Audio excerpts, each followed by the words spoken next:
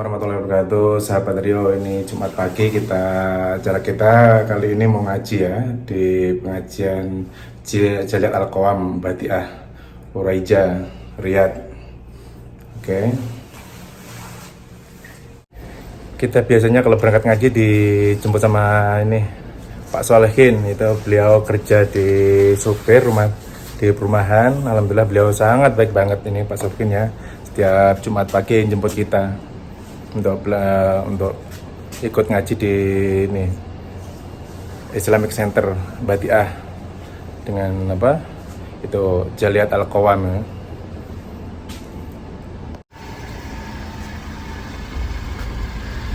Assalamualaikum. Assalamualaikum. Waalaikumsalam. Kebalik Pak. Alhamdulillah. Sehat? Alhamdulillah. Alhamdulillah sehat ya. Oke, ini beliau Pak Solehin, orangnya baik banget ya. Jemput kita setiap Jumat pagi. Oh, HP-nya iPhone ya. Ini ya sobat. Ntar dulu ya, nunggu yang lain Pak ya. Iya, nggak apa-apa. Ini di Uraija. Sekarang udah mulai memasuki musim dingin, ini udah nggak begitu panas lagi.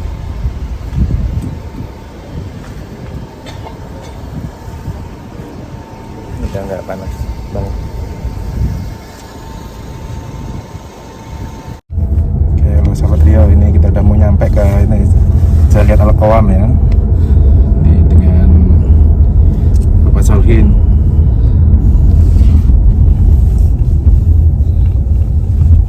Perjalanan cuma 5 menit dari rumah.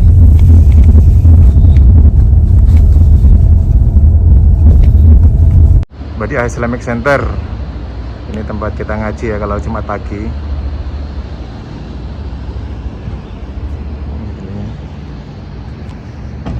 Ini Pak Solehin.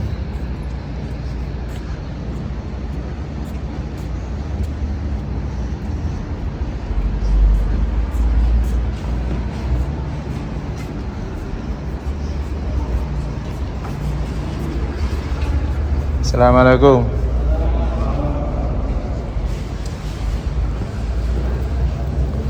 Enggak. Saya review. Saya dari Omar. Ayo saya review. Oke. Assalamualaikum. Oke kali ya. Kalau Assalamualaikum. HP-nya iPhone. Assalamualaikum. Waalaikumsalam. Assalamualaikum.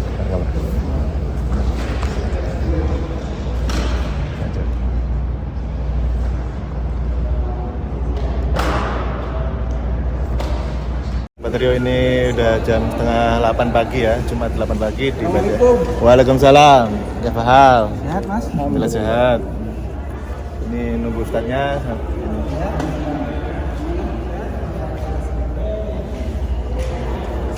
Anggota ngaji kita rata-rata profesinya sebagai sopir Pak ya?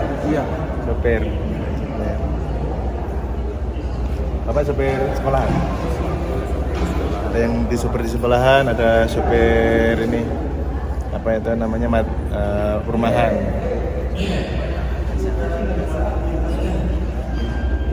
Kita menunggu ustadznya ya.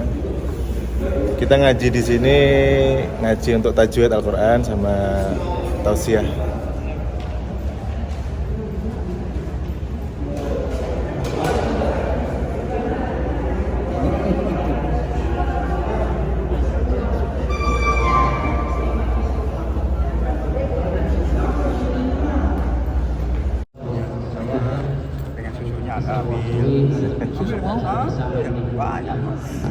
Apa? Ya, Pak. Makasih Pak. Yang susu Pak ya. Susu boleh. Makasih banyak. Boleh teh. Bapak apa Pak? Tambah lagi, nggak apa-apa. Susu tambah lagi. Sama rumah. Masih kuat nyusu. Iya. Makasih. Nyusu itu susu.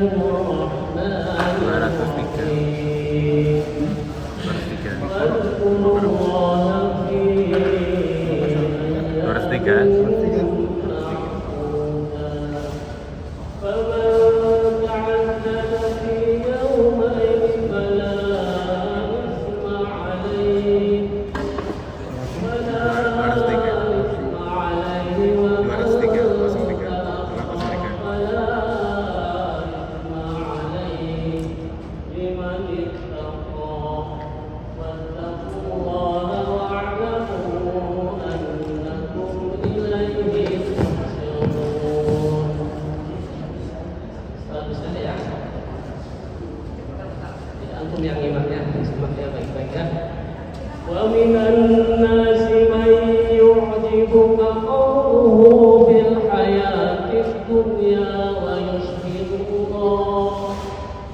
ويشهد الله على ما في قلبه وهو ألد الخصام وإذا تولى سعى في الأرض ليفسد فيها ويهلك الحرث والنسل والله لا يحب الفساد وإذا قيل له اتق الله أخذته العزة بالإثم فحسبه جهنم ولبئس المهاد.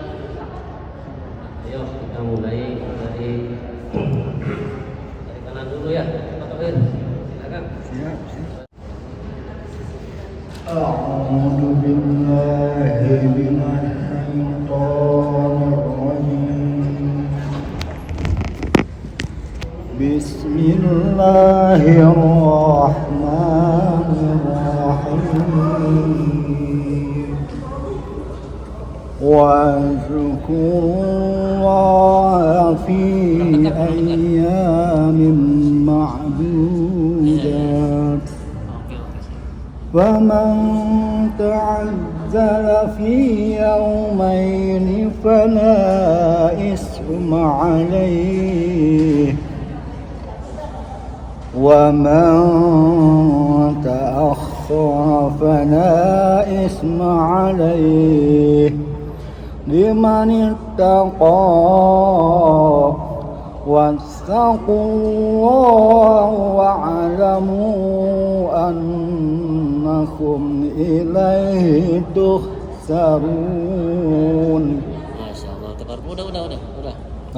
أعوذ بالله من الشيطان الرجيم بسم الله الرحمن الرحيم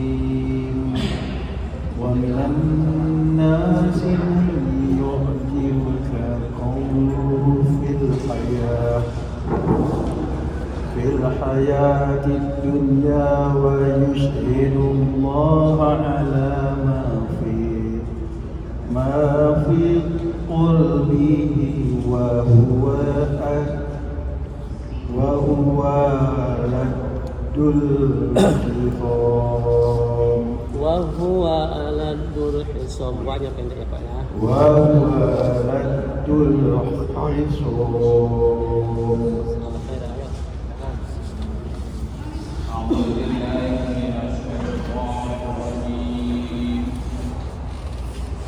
وإذا تولى سعى في الأرض ليفسد فيها ويهلك الحرث والنسل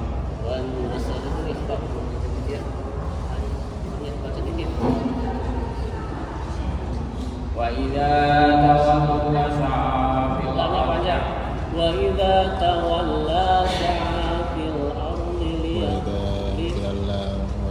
وإذا تولى سعى في الأرض ليفسد فيها ويهلك الحرث والنسل والله لا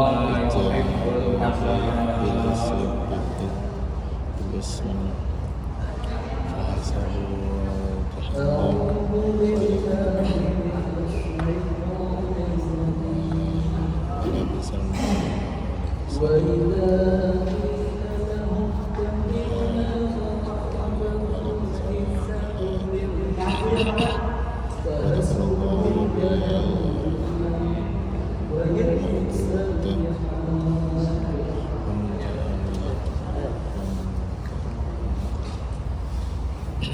أعوذ بالله من الشيطان الرجيم بسم الله الرحمن الرحيم واذكروا الله في أيام معدودات فمن تعجل في يومين فلا إثم عليه ومن تأخر فلا إثم عليه لمن لمن اتقى واتقوا الله واعلموا أنكم إليه تحشرون.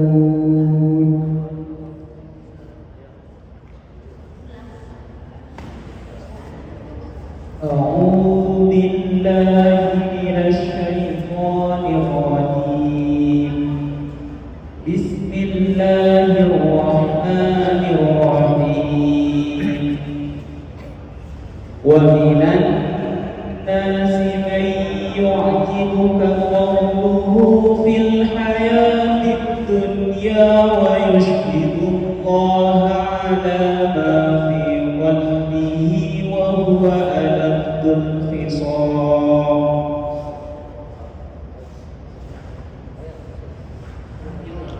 أعوذ بالله من الشيطان الرجيم. بسم الله الرحمن الرحيم. وإذا تولى سعى في الأرض ليفسد فيها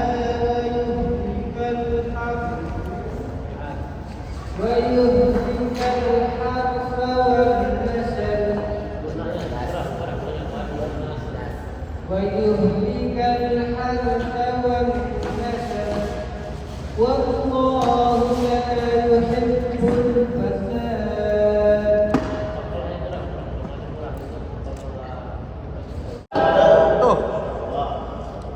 Alhamdulillahirrahmanirrahim wa ala alihi wa sahbihi ajma'in wa ala alihi wa sahbihi ajma'in. Rabbi shrah li sadri wa yassir li amri wahlul 'uqdatam min lisani yafqahu qawli. Yang terhormat kepada bapak-bapak dan ibu-ibu serta para tamu undangan sekalian yang saya muliakan. Tidak ada yang patut kecuali puja dan puji syukur kehadirat Allah Subhanahu wa taala yang telah memberikan beribu-ribu kenikmatan kepada kita sekalian sehingga dapat bermuajah bermuka dalam rangka acara pengajian salawat serta salam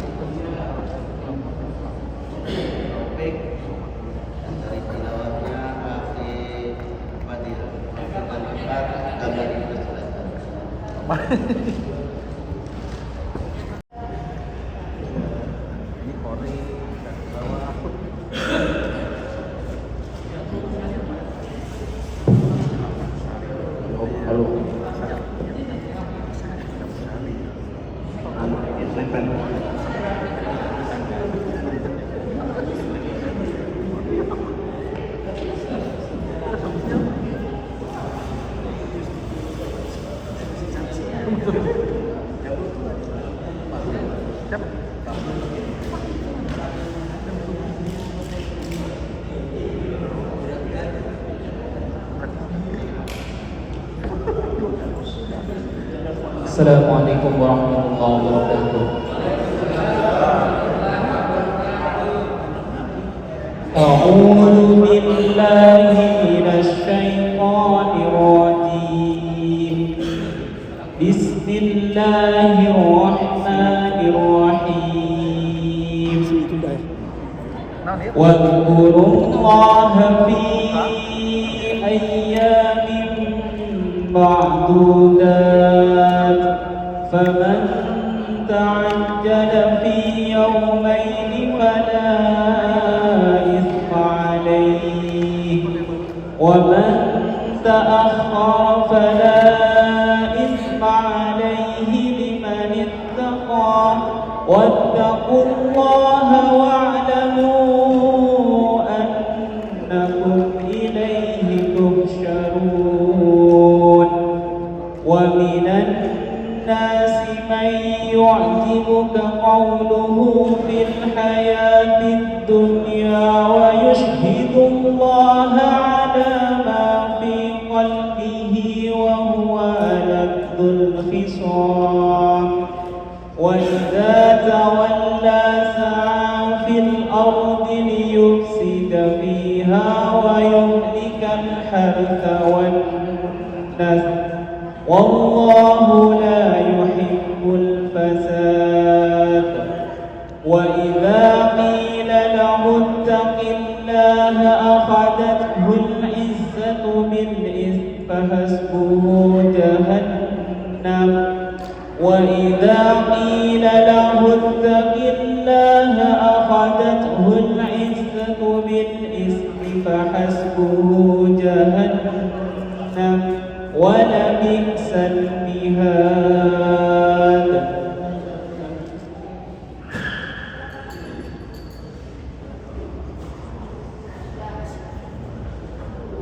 Aku berlindung kepada Allah daripada dengan menyebut nama Allah yang Maha Pengasih lagi Maha Penyayang, dan berzikirlah kepada Allah pada hari yang telah ditentukan jumlahnya. Barang siapa mempercepat meninggalkan Mina setelah 2 hari, maka tidak ada dosa baginya. Dan barang siapa mengakhiri, tidak ada dosa pula baginya, yakni bagi orang yang bertakwa dan bertakwalah kepada Allah, dan ketahuilah bahwa kamu akan dikumpulkannya. Dan di antara manusia ada yang pembicaraannya tentang kehidupan dunia mengagumkan kaum Muhammad, dan dia bersaksi kepada Allah mengenai isi hatinya, padahal dia adalah penentang yang paling keras. Dan apabila dia berpaling dari engkau, dia berusaha untuk berbuat kerusakan di dunia, serta merusak taman-taman dan ternak, sedangkan Allah tidak menyukai kerusakan. Dan apabila dikatakan kepadanya, bertakwalah kepada Allah, bangkitlah kesombongannya untuk berbuat dosa, maka pantaslah baginya neraka jahanam, dan sungguh jahanam itu tempat tinggal yang terburuk. Dan di antara manusia ada yang mengorbankan dirinya untuk mencari ridho Allah, dan Allah Maha Penyantun kepada hamba-hambanya. Maha suci Allah dengan segala firman-Nya.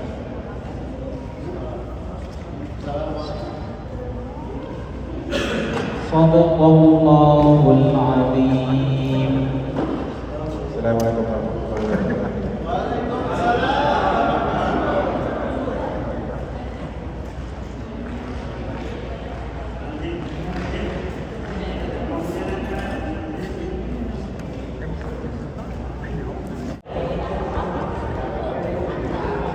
Assalamualaikum warahmatullahi wabarakatuh. Waalaikumsalam warahmatullahi wabarakatuh. Alhamdulillahirabbil alamin. Al-qail fi kitabihil karim.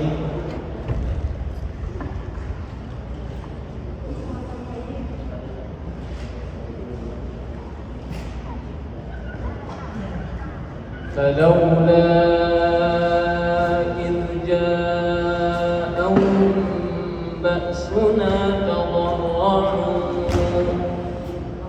فلولا إذ جاءهم بأسنا تضرعوا ولكن وعلى آله وصحبه أجمعين. اللهم إنا نسألك علما نافعا ورزقا طيبا وعملا متقبلا. اللهم إنا نسألك من الخير كله عاجله وآجله ما علمنا منه وما لم نعلم، ونعوذ بك من الشر كله عاجله وآجله ما علمنا منه وما لم نعلم. اللهم إنا نسألك الجنة وما قرب إليها من قول وعمل، ونعوذ بك من النار وما قرب إليها من قول وعمل. ونسألك أن تجعل كل قضاء قضيته لنا خيرا اللهم kurang jerawatan masih cumi. Iya jerawatan. Para jemaah sekalian, Masih tumbuh jerawat. Bapak dan Ibu,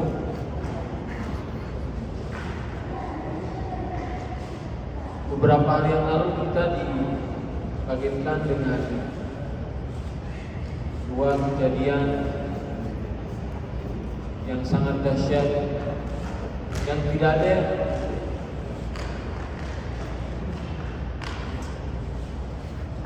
memprediksikan atau mengira akan terjadi, khususnya kaum muslimin dan orang-orang yang ditimpa kejadian tersebut. Kejadian pertama adalah gempa bumi di Maroko.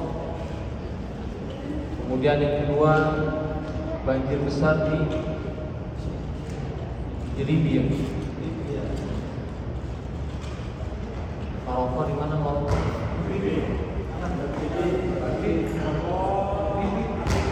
Ya, saya dua Afrika. Libya juga masuk Afrika ya.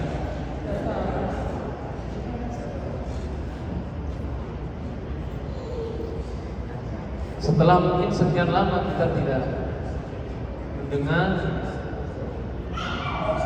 atau mendapatkan berita seperti itu. Meskipun kaum penduduk sebetulnya banyak. Fenomena-fenomena alam, tanda-tanda kekuasaan Allah Subhanahu wa taala yang dikirimkan kepada kita sebagaimana dalam firman-Nya, "Wa ma nursilu bil ayati illa takhwifa wa ma nursilu." Tidaklah kami mengirim. Dan yang menarik, nursilu di sini menggunakan kata kerja mudhari'. Kalau dalam bahasa Arab kata kerja itu atau fi'il itu ada 3 kan? Ada fi'il madhi, terus mudhari' dan amr. Nah, dalam ayat tersebut Allah menggunakan fi'il mudhari' atau kata kerja yang menunjukkan sedang dilakukan dan akan dilakukan. Itu namanya mudhari'. Wa ma nursilu, yang mengandung makna akan terus berlaku, tidak selesai dan tidak habis. Jelas ini? Wa ma nursilu bil ayat adalah tanda-tanda. Dan menariknya ayat di sini dalam bentuk jamak. Dalam bahasa Arab yang namanya isim, kalau tadi kan fi'il ya. Fi'il itu apa? Kata kerja. Isim kata benda. Kata benda itu bisa berbentuk mufrad atau satu. Ayatun, satu ayat, satu tanda kekuasaan.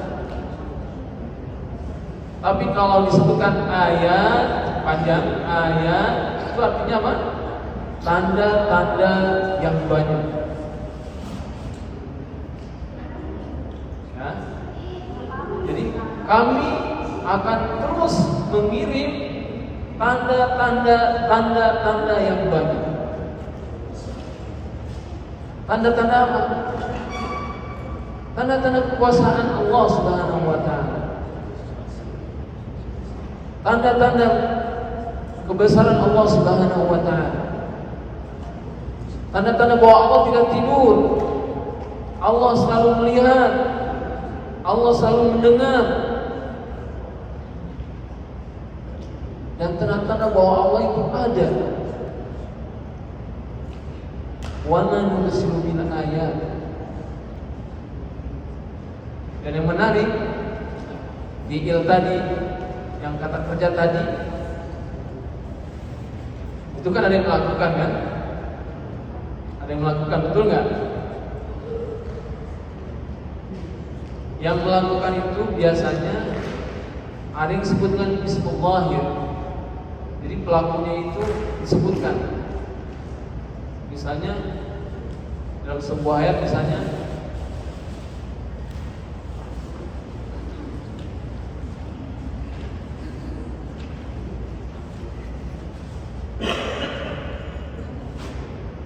dulu ya ayatnya yang disebutkan fi'ilnya.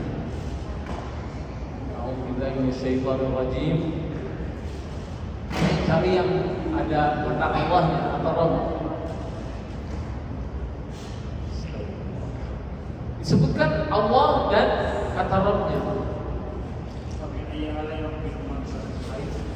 Itu kata apa? Bukan kata kerja, kata kerja ada kata kerjanya. Alam tara kaifa fa'ala rabbuk. Ya. Ini suratnya gampang, surat apa? Al-Fil ya. Fa'ala rabbuk kan artinya alam tara. Apakah kau tidak melihat wahai Muhammad? Fa'ala itu yang dikerjakan. Yang dikerjakan. Ada yang mengerjakannya enggak? Siapa? Bukan. Dalam ayat tadi disebutkan fa'ala rabbuk. Nah, rabbuk ini yang mengerjakan. Siapa rabbuk? Apa arti rabbuk? Allah, Tuhan kamu. Jadi dalam bahasa Arab itu ada yang disebutkan, disebut fa'il yang bekerjanya itu, yang mengerjakan. Disebut dengan ismul zahir. Kelihatan fa'ala rabbuk. Ini kayaknya perlu ditambah di kajian bahasa Arab ya. Udah 10 tahun di sini, kita aja. Kita ya. Ini bahasa Arabnya menyangkut Al-Quran. Jadi sekali lagi ada yang disebutkan fi'ilnya, fa'ilnya. Tapi ada juga yang tidak disebutkan. Ada fa'il atau yang bekerjanya tapi nggak disebutkan. Ini namanya dhamir. Apa dhamir? Dhamir itu kan sesuatu yang kelihatan kan? Oke. Nah, dhamir ini bisa menunjukkan satu orang atau banyak juga.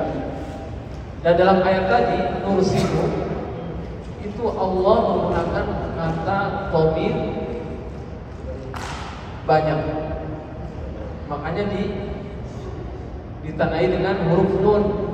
Nursilu, nun itu kan? Nursilu yang artinya apa? Nahnu kami.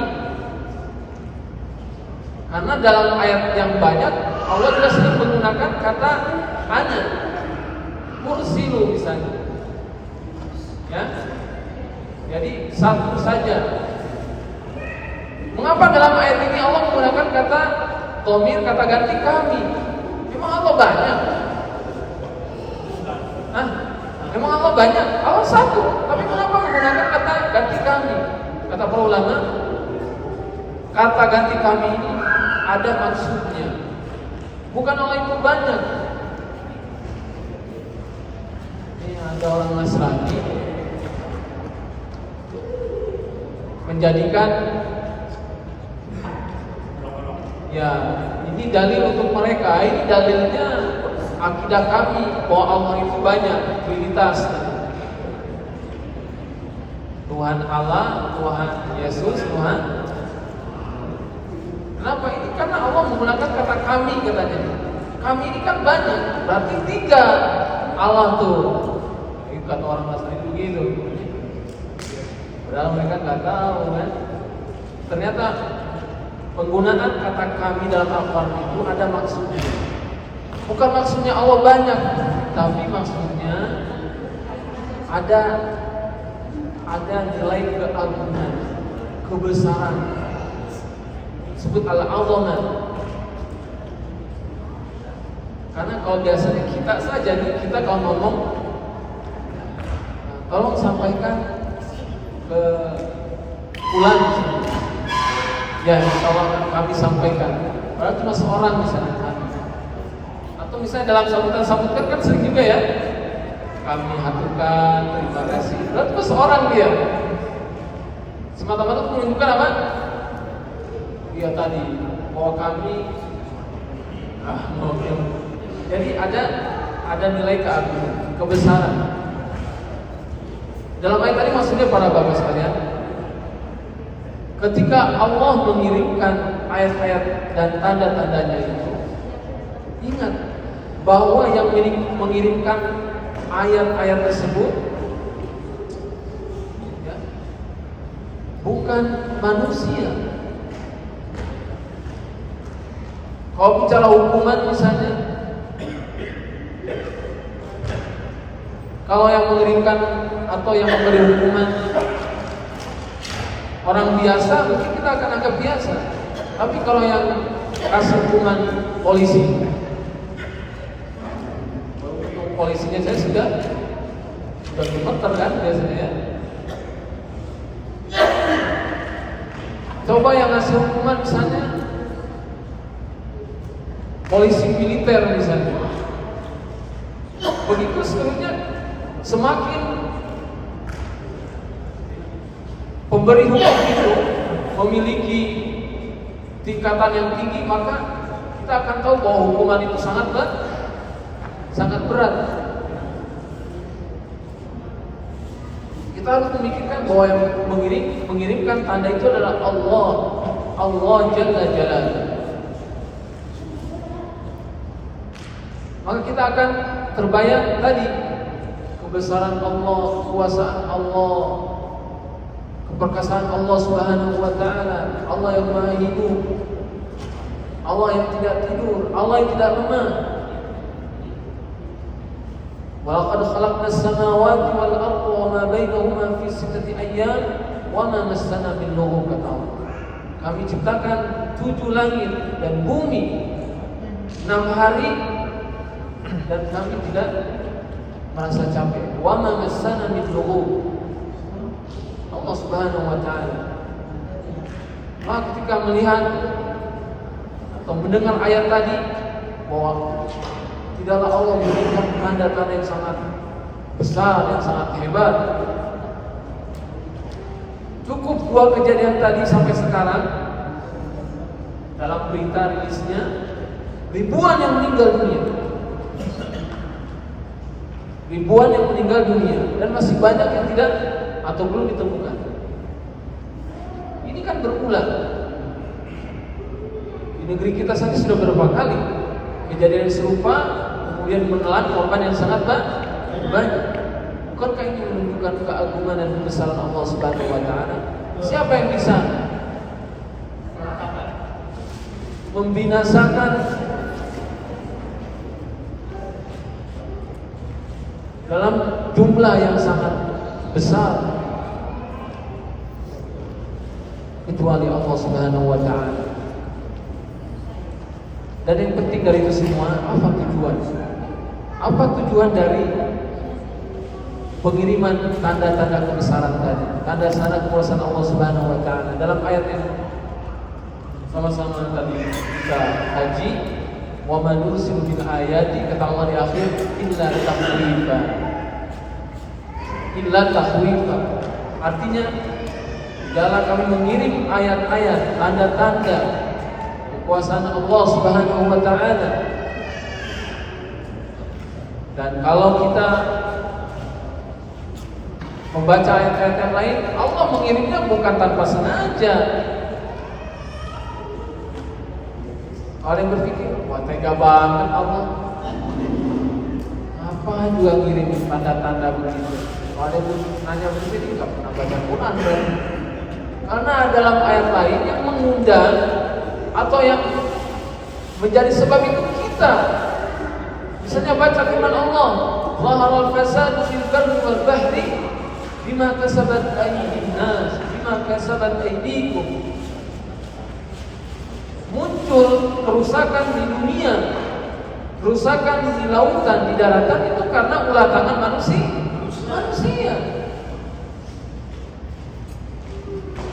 Baru sadar, oh benar. Dalam ayat lain kata Allah, "Fakullan akhadna bidzambi." Setiap sesuatu atau setiap orang akan diganjar, akan dibalas terhadap dosanya yang dia lakukan. Fakullan akhadna bidzambi. Faminhum man akhadathu as-sayhah. Kaum yang lalu ada yang diterpa angin topan, ada yang ditenggelamkan, ada yang diangkat ke atas kemudian dijatuhkan kembali. Semuanya karena dosa-dosa yang mereka lakukan. Nah, berarti maksud ayat tadi bukan Allah tega, bukan Allah tidak sayang. Bahkan dalam ayat penyebab kerusakan tadi, Allah itu maha sayang sekali. Karena kalau semuanya yang berbuat dosa itu langsung diganjar, ya mati semua kita, Pak. Binasa semua kita, Pak. Ibu, gimana firman Allah?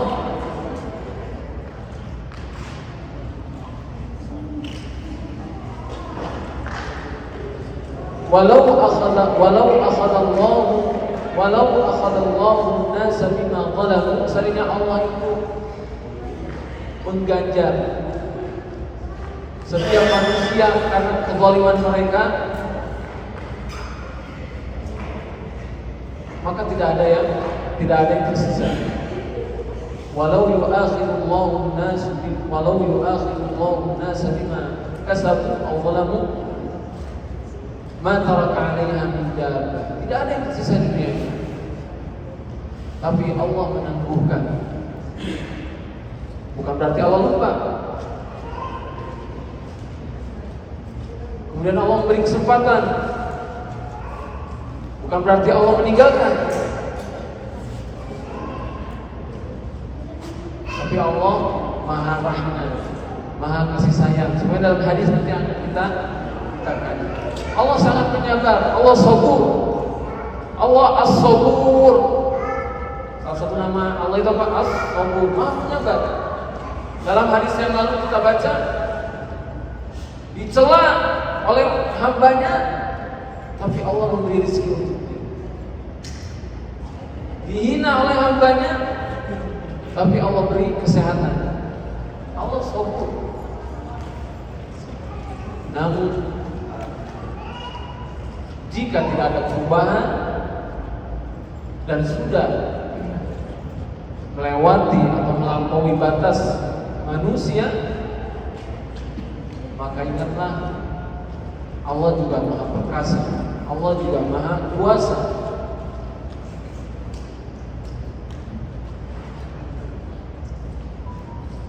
Inni anal ghafurur rahim, kata Allah, aku adalah Maha Pengampun juga Maha Penyayang. Wa anna adabi adabun syadid, dan juga adabku adalah adab yang keras. Pada saatnya, kalau sudah Allah tentukan, maka terjadi yang kita saksikan sekarang. Tidak ada yang menyangka. Ketika tidur, ketika terlelap dalam istirahat, gempa bumi. Ketika bersenang-senang, datanglah air hujan atau air bah dan banjir hebat. Ada sebuah ayat juga Allah berfirman, afa amina ahlul qura ayyatiyahum ba'suna bayatan wa hum naimun. Apakah penduduk negeri yang kafir itu, yang membangkang itu, yang durhaka itu merasa aman dari datangnya azab Allah, dari datangnya tanda-tanda kekuasaan Allah, sedangkan mereka sedang tidur? Bukankah sering kita ketahui banyak sekali ya, musibah itu, terutama yang besar-besar ya, itu datang ketika tertidur, betul nggak? Karena memang ketika tidur itu banyak yang nggak mawas diri. tertidur dengan dosanya, tertidur dengan maksiatnya, tertidur dengan kufurnya. Jangan kita juga di mana. Tenang aja itu tidur lep-lep. Padahal dalam Al-Quran tadi jelas ayatnya. Siapa yang merasa aman? Dan ini sudah dibuktikan bahwa banyak musibah itu datang ketika kita tidur. Waliyadzubillah. Afa amina ahlul qura ayyatihum basuna wa duhan wa hum yal'abun. Bukan juga waktu tidur, waktu saat senang-senang, waktu duha tadi. Afa aminu makrallah, apakah mereka merasa aman dari makar Allah Subhanahu wa taala? Wala ya'manu makrallahi illa al-qaumul kafirun wa khasirun. Dan tidak ada yang merasa aman kecuali orang-orang yang kafir, orang-orang yang rugi. Sedangkan orang-orang yang beriman, orang-orang yang taat, orang-orang yang bertakwa, orang-orang yang tahu dan mengenal Allah Subhanahu wa taala, mereka akan selalu merasa takut, merasa tidak aman. Tapi merasa tidak aman itu bukan berarti umpat. Ya, merasa tidak aman bukan berarti membuat rumah yang beton, kan? Merasa takut itu bukan berarti membuat benteng-benteng yang tinggi, bukan. Tapi merasa takut itu kemudian kembali kepada Allah. Fafirru ilallah. Kalau kita takut dari binatang buas, kita lari. Kalau kita takut dari preman, kita lari. Tapi kalau kita takut kepada Allah, lari dari Allah? Tidak. Kita takut kepada Allah, justru kita mendekati Allah. Kita takut kepada Allah. Takut kepada tadi tanda-tanda kekuasaannya. Dan al-ajib dalam sebuah ayat disebutkan wattaqu fitnatan la tusibanna alladziina zalamu minkum khassah. Takutlah, hati-hatilah dengan fitnah, dengan ujian, dengan musibah yang tidak hanya menimpa orang-orang yang zalim saja. Dari ribuan korban, apakah semuanya zalim? Tidak. Ada yang sedang sholat, ada yang sedang baca Quran, ada yang sedang berzikir, ada yang saleh. Mana hukumnya mereka ini? Apakah mereka juga sama-sama binasa? Tentu tidak. Ada dua hal. Orang-orang yang saleh yang kemudian ikut menjadi korban dalam musibah tersebut, nanti akan Allah bangkitkan di akhirat sesuai dengan amalannya. Yang pertama, ya, ini yang pertama. Tapi lebih penting dari itu sekalian, kita khawatir bahwa kita termasuk orang yang tidak dianggap kesolehan. Waliyadzubillah. Kenapa bisa terjadi demikian? Karena dalam satu keadaan di mana maksiat merajalela, kemungkaran ada di mana-mana, pelanggaran-pelanggaran, dan tidak ada yang namanya amar ma'ruf nahi munkar, tidak ada yang namanya saling menasehati, tidak ada yang namanya saling mengingatkan, menegur, maka disinilah azab itu akan menyeluruh. Bahkan bisa jadi orang-orang yang tadi merasa soleh itu yang kedua dianggap oleh Allah Subhanahu wa taala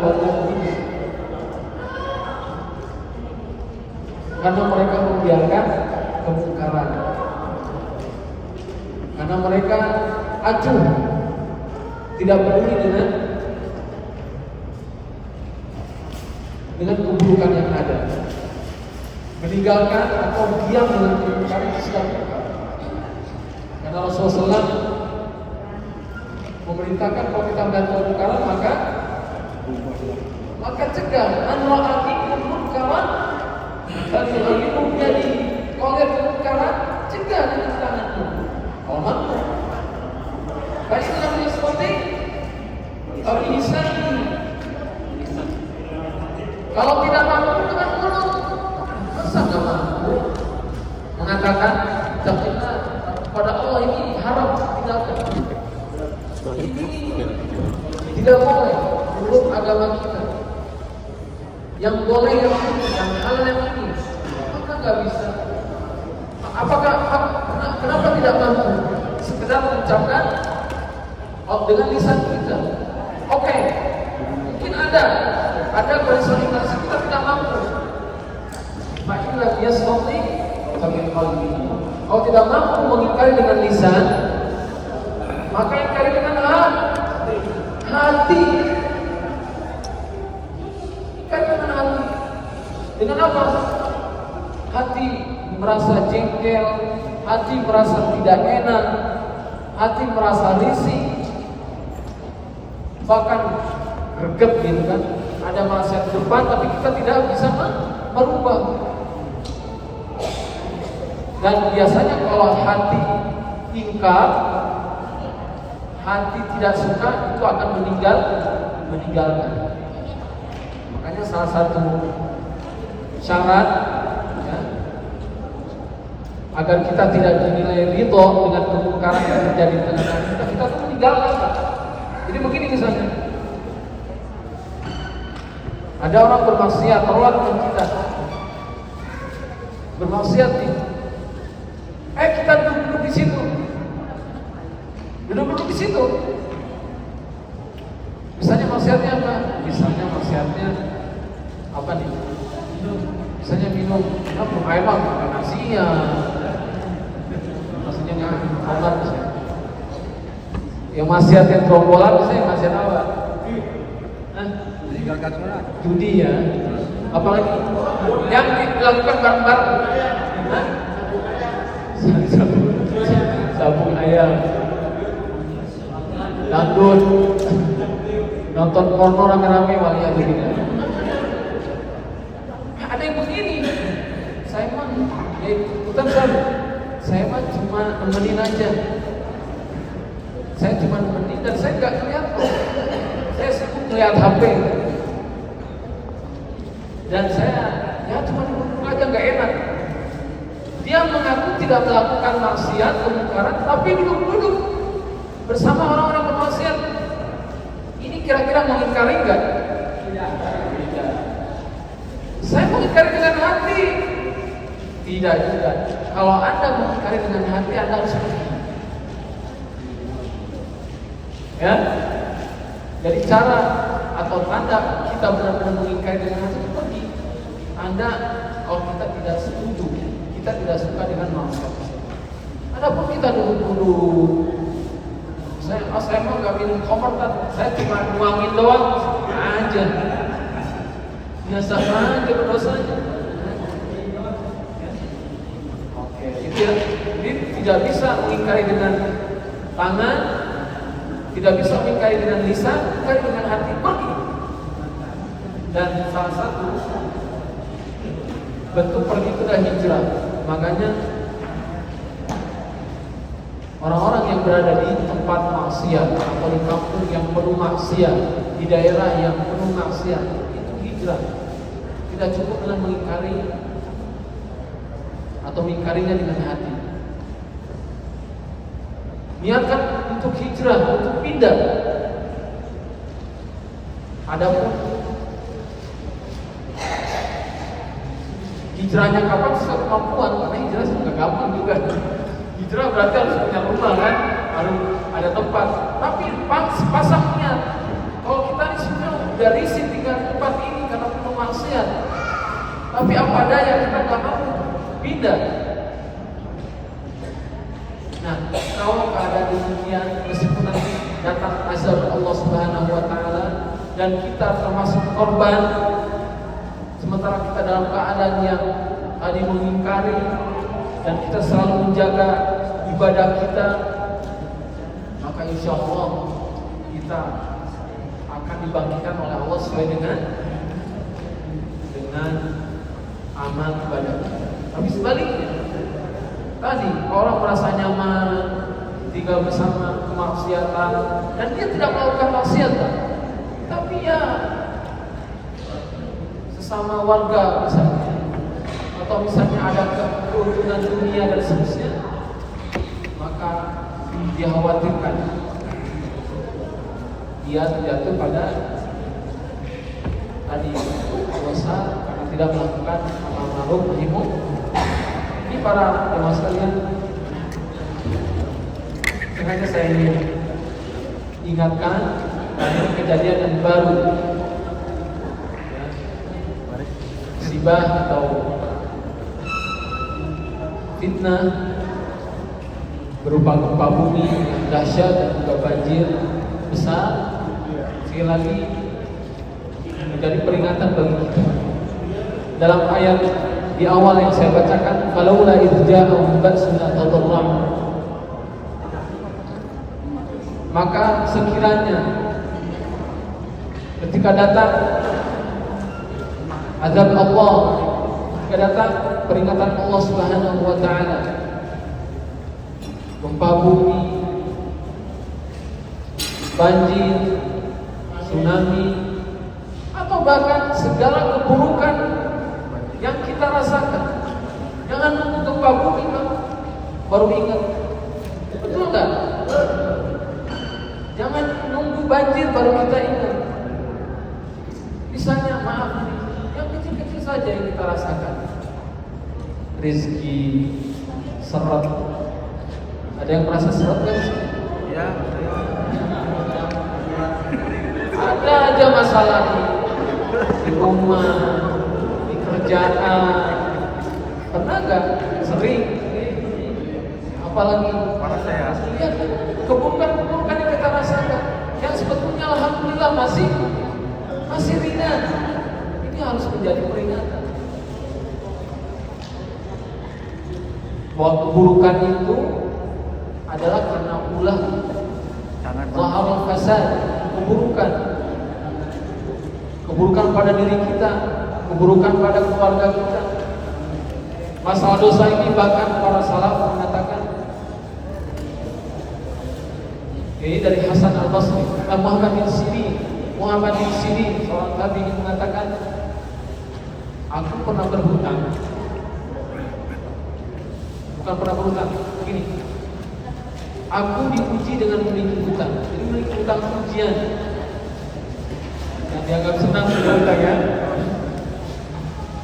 Kata beliau ini, Ibnu Sirin, Muhammad bin Sirin tabi'in itu masih generasi terbaik, mengatakan aku diuji memiliki hutang, dan dengan itu aku merasa nggak tenang.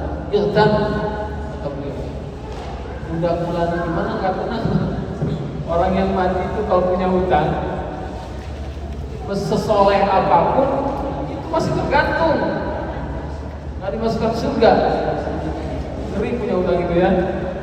Makanya Rasulullah mengajarkan doa kepada kita untuk terjauh dari hutang. Kata Ibnu Sirin, aku merasa khawatir, tidak tenang, gundah gulana karena hutang. Dan aku ingat bahwa ini karena dosa yang pernah aku lakukan 40 tahun yang lalu. Paham kan? Kata beliau, aku merasa ujiannya apa? Hutang. Kemudian dari hutang itu tadi merasa gak tenang, merasa gundah gulana. Aku merasa ini karena dosa yang pernah aku lakukan 40 tahun yang lalu. Berapa? 40 tahun yang lalu. Masih ingat dosa yang pernah dilakukan. Kalau kita jangan yang 20 tahun kemarin udah lupa, saking banyaknya melakukan dosa. Maka Maka gimana? Udah banyak masalah Bapak Ibu sekalian. Dosanya aja banyak dan sering kita lupakan. Dan ingat, dosa itu akan memberikan atau akan menyebabkan keburukan. Itu pasti. Fakullan akhadna bidzanbi. Walaupun kita lupa, ahsallallahu wa nasuh. Kita lupa tapi Allah tidak lupa. Tercatat itu dosa. Meskipun kadang kita bukan, gak langsung kontan. Seperti kejadian Muhammad bin Sirin.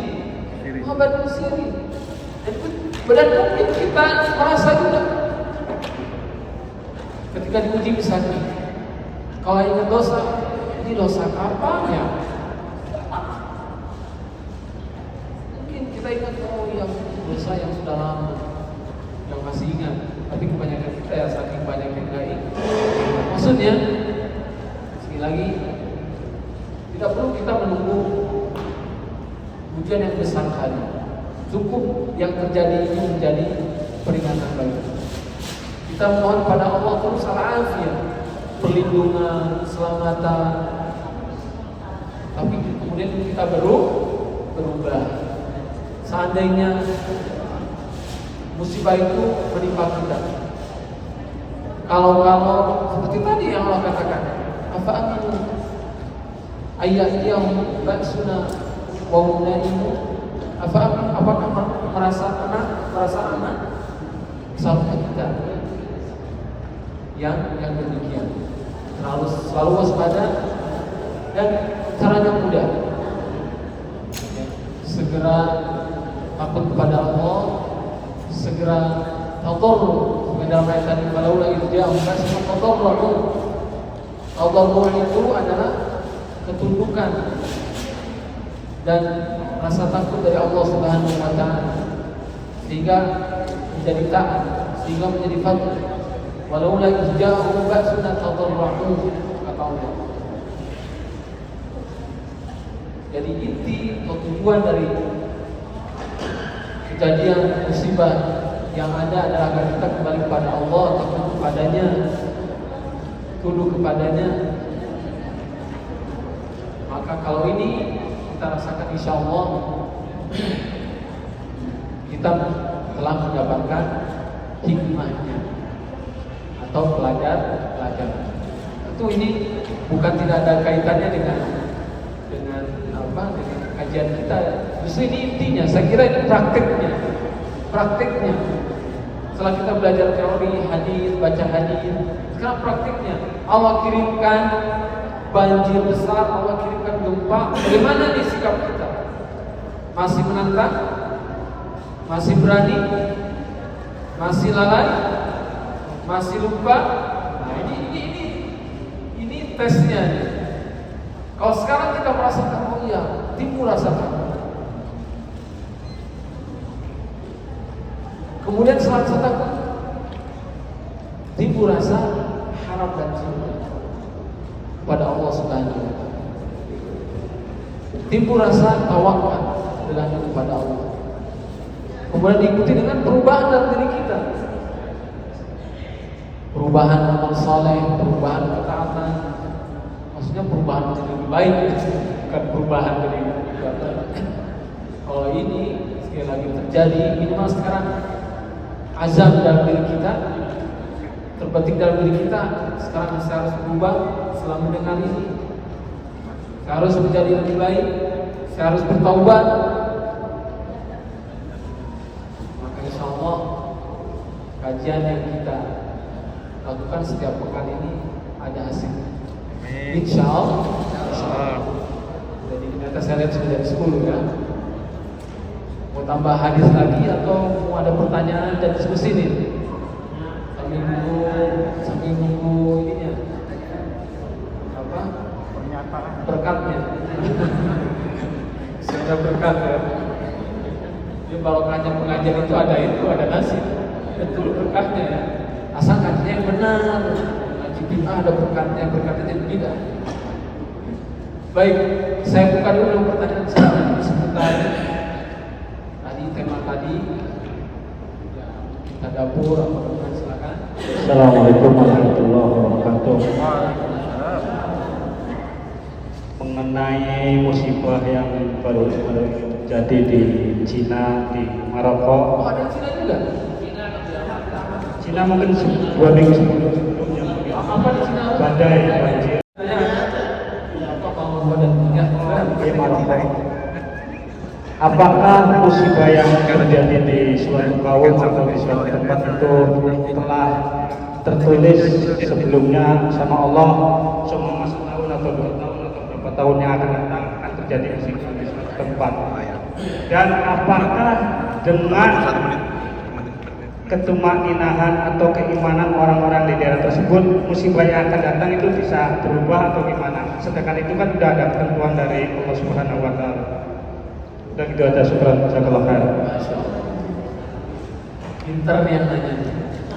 Dan dalam ilmunya Pak? Dalam ilmu tentang Allah Subhanahu wa taala, tentang takdir. Baik, pertanyaannya jelas ya. Ini penting Pak. Betul, penting sekali ini.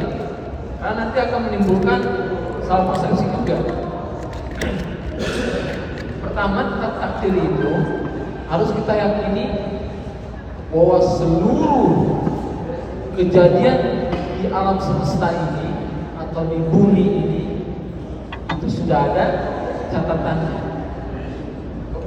Pekan kemarin kita telah baca kan bahwa qalam, pena itu adalah makhluk yang kedua Allah ciptakan. Kemudian Allah perintahkan menulis setiap kejadian sampai nanti hari kiamat. Makanya ada namanya lauhul mahfuz. Lauhul mahfuz yaitu catatan yang ada di sisi Allah Subhanahu wa taala yang terjaga, mahfuz. Mahfuz itu terjaga tentang semua kejadian di alam semesta ini, kejadian pada makhluk Allah Subhanahu wa taala ini sampai nanti hari kiamat. Termasuk kejadian buruk, contoh tadi musibah. Jadi musibah tadi disebutkan itu sudah dicatat memang. Hari itu, jam itu akan terjadi musibah. Ini syarat keyakinan kita pada takdir, iman kepada Allah dan kepada takdir. Jelas ya? Memang tidak akan meleset, tidak bisa ditahan. Semana sifat Allah Subhanahu wa taala yang Maha Kuasa, la mani'a lima a'ta wa la mu'ti lima mana. Tidak ada yang mampu mencegah, tidak ada yang mampu menahan. Jalla jalla. Baik. Yang menarik kedua tadi. Sekarang ada orang-orang yang saleh, yang baik, orang yang beriman. Apakah mampu atau bisa merubah takdir yang sudah ditulis tadi,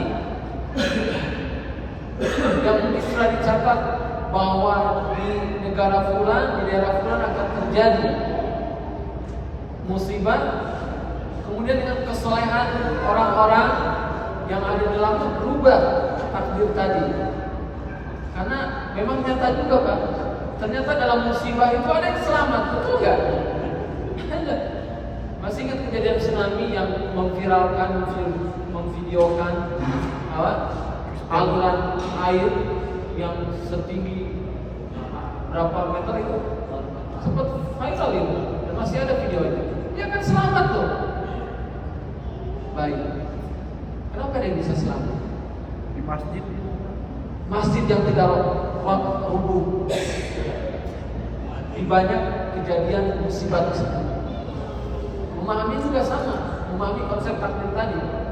Jadi dalam takdir musibah tadi memang sudah ditakdirkan bahwa ada yang selamat. Itu satu secara keyakinan ya.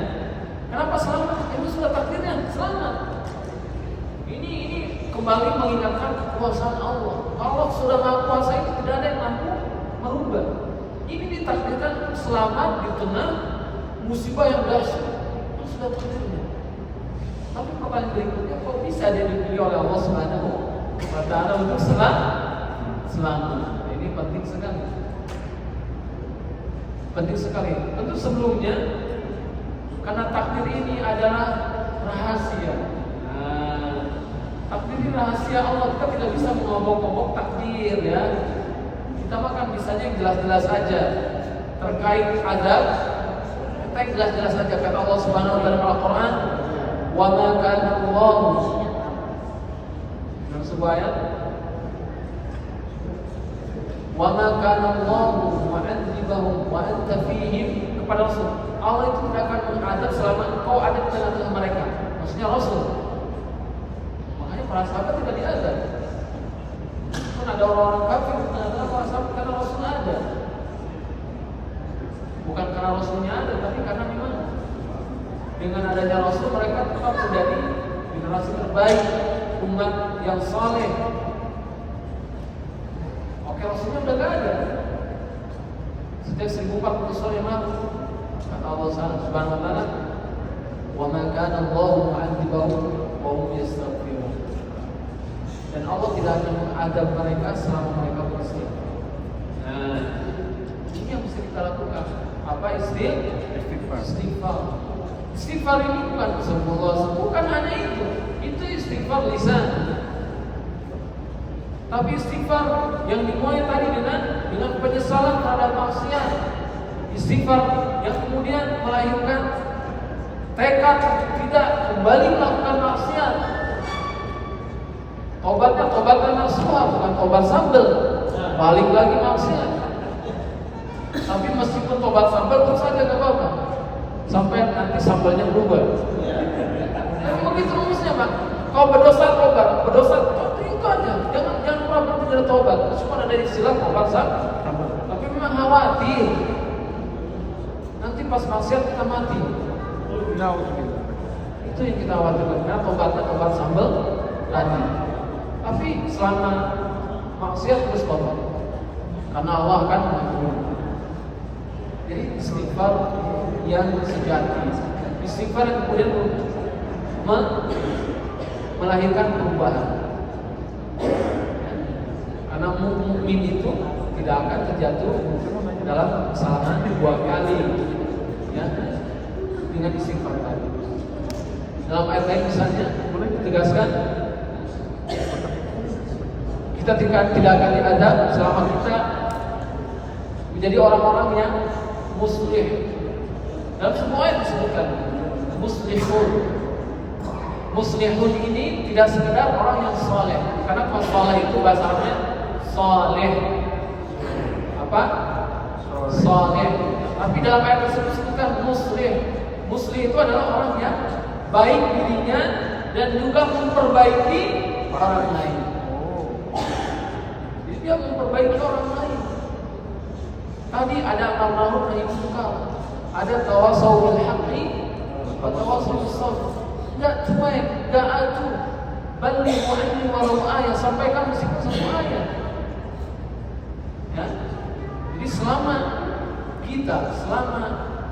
masyarakat, warga itu tidak cuek, tidak acuh dengan kemungkaran dan kemaksiatan, mereka berusaha semampu mereka untuk saling menasihati, mengingatkan. Dan sekarang caranya mudah, kalau nggak bisa ya udah bisa pulang atau siapa untuk memberi peringatan kan gitu. Sekarang lebih mudah sekali caranya. Maka insya Allah ini adalah cara-cara tadi untuk bisa kalau dikatakan berubah, bisa berubah karena tadi Allah Subhanahu Wa Taala Maha Kuasa. Apalagi memang takdir itu bisa dirubah, Pak. Takdir itu bisa dirubah. Salah satunya dengan doa. Meskipun takdir itu bisa dirubah dalam akidah kita, tetap perubahan itu terjadi karena takdir Allah. Jadi sebenarnya tadi terkait dengan iman kepada takdir, ya, kalau kita memahaminya dengan benar, insya Allah tidak ada masalah. Ya, semuanya terjadi memang sudah ditulis oleh Allah Subhanahu Wa Taala. Tapi tadi bagi kita, ya, apa yang bisa kita lakukan, apa yang bisa kita persiapkan, ya, untuk tadi menjauhi bahkan menahan, kemudian berubah menjadi lebih baik tadi dengan istighfar, dengan amal nahi munkar, dan itu tidak bisa dilakukan kecuali oleh orang-orang yang beriman kepada Allah, orang-orang yang beriman kepada Allah, orang yang beriman kepada Allah Subhanahu wa Ta'ala. Jelas ini? Dan pahit-pahitnya, Pak, pahit-pahit seperti saya contohkan.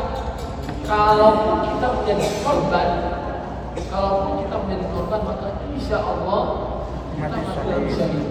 Insya Allah, karena termasuk syahid itu adalah orang-orang yang mati dalam atau yang wafat dalam musibah, dalam gempa bumi, dalam banjir. Itu insya Allah syahid. Kalau tidak kehidupan dia, ketika itu bagaimana? Ini makanya senantiasa menjaga ketaatan kita, istiqomah dalam ibadah, dalam taat. Ini sangat penting.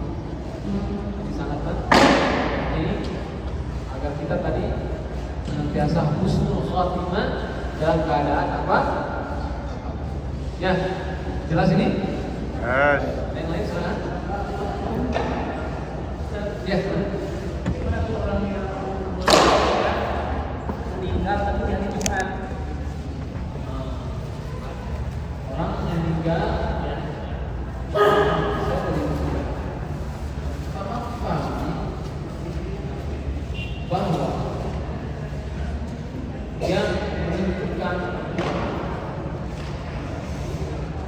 husnul khatimah atau su'ul khatimah itu adalah amalan. Itu adalah amalan. Baik, ketika Allah berfirman wala tamutunna illa wa antum muslimun, janganlah kalian mati kecuali dalam keadaan Islam, maka Islam itulah yang menjadi hukum. Ya, Islam itu menjadi ukuran. Dan ini kan Islam itu bertingkat tingkat. Kita pernah bahas ya. Apa tingkatan Islam? Pertama, Islam itu sendiri tingkat yang paling rendah loh ya. Yang kedua apa? Iman. Kalau meninggal dalam keadaan Islam, yang penting terkadang KTP-nya, KTP-nya Islam. Ini rata-rata kan begitu ya. Di kampung Islam, dari keluarga Muslim, meninggal salah satu anggotanya, berarti dia dalam keadaan Islam.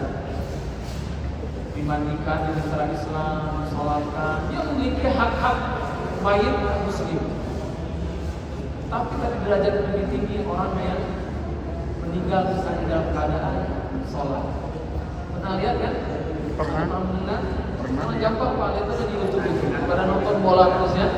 Lihat di YouTube orang yang meninggal dalam keadaan sholat. Haji. Nah ini lebih dari sekedar Islam ini. Orang meninggal mungkin pernah dengar dalam keadaan sahur, meninggal dalam dan orang juga akan tinggi. Itu keihsanan. Jadi Islam itu bertingkat-tingkat ya. Ingat ini ya. Kita masing-masing nanti tergantung amalan kita dan tingkatan kita meninggal itu. Itu yang menjadi ukuran. Oke? Ini yang menjadi ukuran. Sampai kita mampu dari merealisasikan firman Allah, jangan mati kecuali dalam keadaan Islam, berserah diri kepada Allah Subhanahu. Adapun tanda-tanda yang lain, ya, sebagaimana yang disebutkan misalnya salah satunya hari Jumat, meskipun dalilnya diperselisihkan, dan ternyata Rasulullah SAW sendiri meninggalnya bukan hari Jumat ya. Betul atau betul? Rasulullah meninggal hari Senin kan? Di sini. Maka dalam sabda beliau dilahirkan hari Senin dan diwafatkan hari Senin. Jadi hadisnya masih diperselisihkan, tapi karena hari Jumat Sayyidul Ayyam, dikatakan hari yang mulia, bahkan ciptaan langit dan bumi itu di hari Jumat dan seterusnya, maka ada harapan. Meskipun sekali lagi bukan tanda husnul khatimah, tapi kita mengharapkan. Ini bagi yang meninggalnya dalam keadaan yang baik, yaitu meninggalnya dalam keadaan maksiat. Nah, kan pertanyaan tadi kan, itu jelas satu ya. Jelas kalau orang meninggalkan maksiat dia khawatirkan. Karena orang itu tergantung cara meninggalnya tadi, bukan hari ini. Ini saya sengaja jelaskan depannya supaya kita lebih siap. Jadi tadi jelas karena meninggalkan maksiat dia akan dibangkitkan dari maksiat juga. Walaupun hari tidak pengaruhnya bagi dia. Namun demikian Allah Subhanahu wa taala tentu Maha Rahim, Maha Pengampun, Maha Ghafur. Maksudnya kita tidak boleh kemudian juga justice, kemudian menilai orang buruk. Selama dia Islam, selama dia orang beriman, maka kita memiliki kewajiban untuk berdoakan, mudah-mudahan diampuni oleh Allah. Kemudian Allah ganti kesalahan-kesalahannya dan ini sebagai peringatan saja. Oh, malam Islam sudah siap? Masih siap? Musim. Oke, masih ada kesempatan bertanya silakan. Ibu-ibu jelas, ibu-ibu? Alhamdulillah. Ini jelas apa nih, ibu nih? Baik, jadi untuk kajian kali ini meskipun tidak membaca hadis, tapi sekali lagi sebagai praktik ya tentang keimanan kita, praktik tentang kesadaran kita. Sama tadi saya ceritakan ada musibah, ada tanda-tanda kekuasaan Allah Subhanahu wa taala yang terjadi. Wallahu a'lam bishawab. Sebelum saya tutup, ada lagi?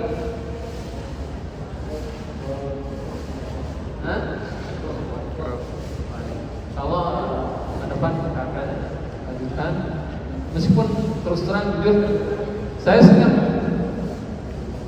sudah siap dengan materi itu, cuma tadi terlintas kejadian itu, saya sekira tidak mengapa kita tutup juga insyaallah, karena akhirnya kembali pada pembahasan tentang Allah Subhanahu wa taala.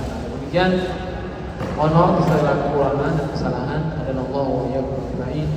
Wa akhiru da'wana alhamdulillahi alamin. Sallallahu alaihi wa ala alihi wa sahbihi. Wassalamualaikum warahmatullahi wabarakatuh. Waalaikumsalam warahmatullahi wabarakatuh.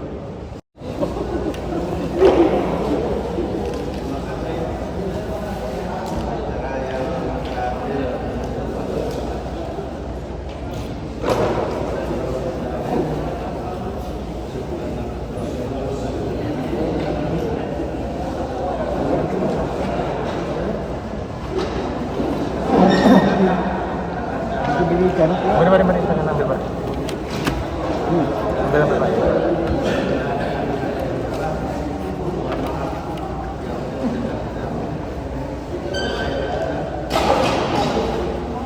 Subhanallah. Diambil Pak. Asyhadu an la ilaha illallah.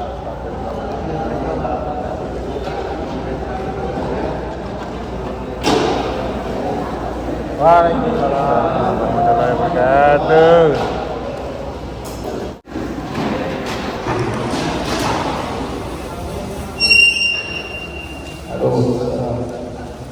Ya guys. Halo. Dengan Bang siapa? Kasman ini. Kasman. Mas Kang Kasman ya, dari Depok ya. Depok. Oke. Ini kita setelah pengajian dikasih berkat sahabat Rio. Ini kita disuruh ngambil kapsa ya. Kapsanya.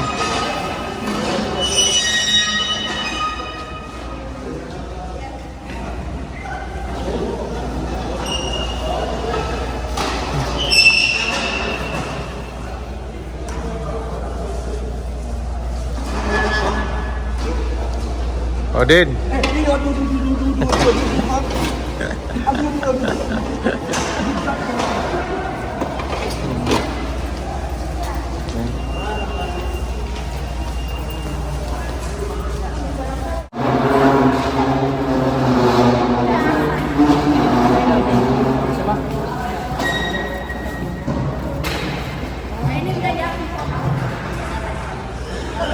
Ambil satu Pak ya? Makasih banyak Pak.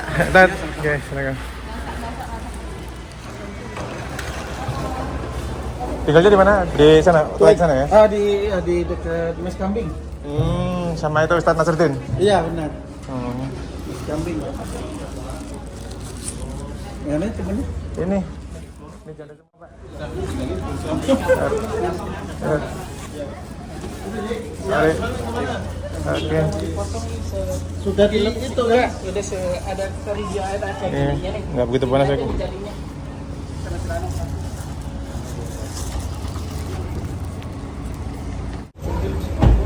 Assalamualaikum sahabat Rio, ini kita udah selesai ngaji ya Jumat di Jaliat Al-Qawam. Ini dapat berkat Kapsa. Ini dengan kita diantar jemput sama Pak Solihin. Oke. Lumayan panas ya.